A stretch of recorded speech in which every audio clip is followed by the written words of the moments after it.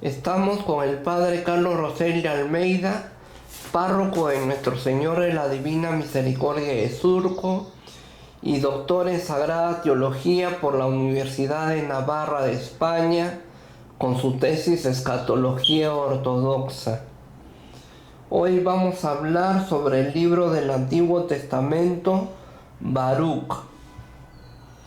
Padre, ¿quién fue Baruch? Si nosotros leemos el libro de Jeremías en el capítulo 32, versículos 13 al 14, ahí aparece Baruch. Baruch fue un discípulo de Jeremías, por lo tanto bebe de la predicación de Jeremías, y Baruch en hebreo significa bendito. ¿Cuál es el contexto histórico del libro de Baruch? Estamos en un tiempo de dolor, un tiempo de sufrimiento, estamos en los primeros años del exilio. El año 587 a.C., los babilonios han invadido Jerusalén, han destruido el templo y Baruch va a vivir toda esa tragedia. Por lo tanto, el contexto histórico es todo el tiempo de lo que significa la invasión babilónica y los primeros años del exilio.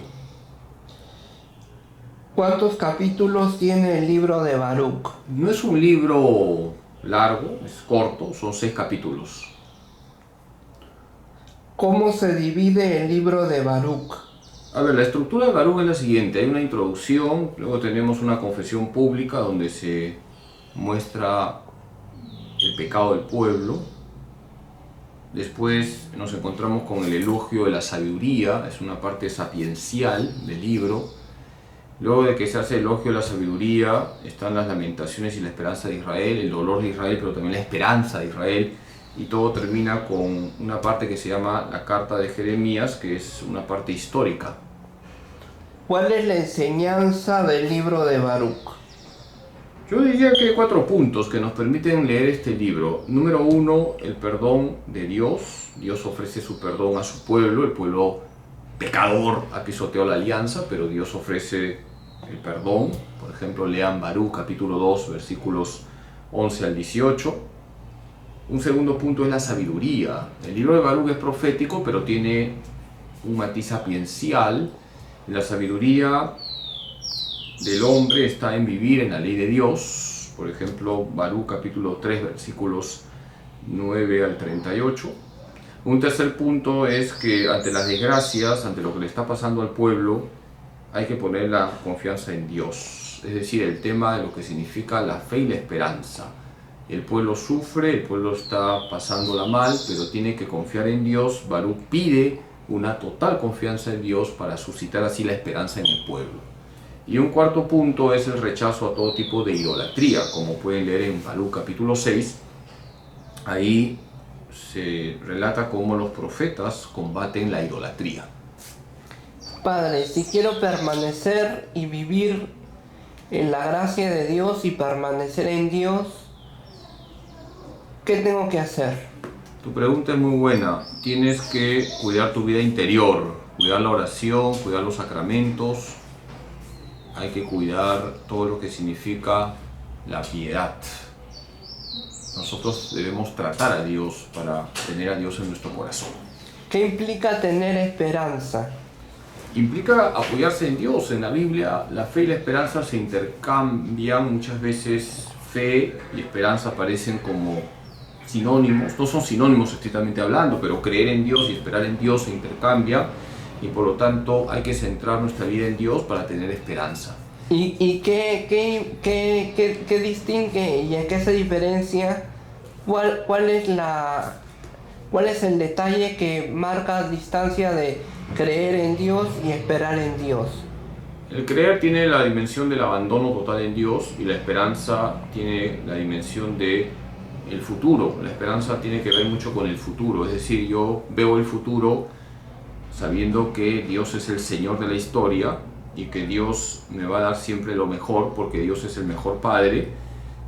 Jesucristo es mi hermano y el Espíritu Santo me unge para no estar desanimado.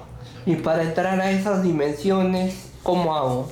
Bueno, Dios te regala el don de la fe y te regala el don de la esperanza, y el don de la caridad son las virtudes teologales Y por eso tenemos que pedirle al Señor que nos aumente la fe, que nos aumente la esperanza y nos aumente la caridad. Muchas gracias. Para una auténtica conversión debemos de empezar por el perdón.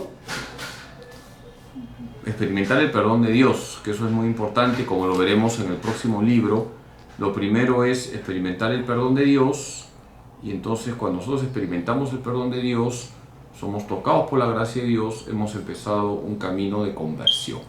Padre, perdonar a uno mismo y perdonar a los demás, ¿no? Claro, tienes 20, hermano, veo que te estás volviendo un gran teólogo. ¿O cómo se demarca, cómo se detalla eso? Tú lo has dicho perfectamente, doctor, y como te estoy diciendo, conforme vayamos viendo los libros, vamos a remarcar este tema. Dios me perdona, yo tengo que perdonar a los demás, tengo que perdonarme a mí mismo.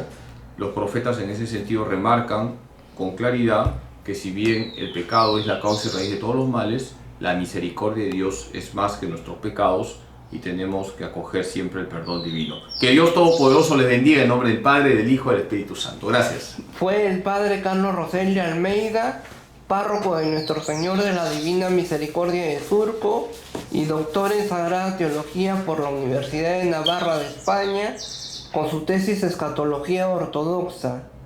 No se pierda el libro Semillas de Misericordia en las librerías católicas y en las librerías paulinas. También en la librería Santa Faustina del Santuario Divina Misericordia de Surco.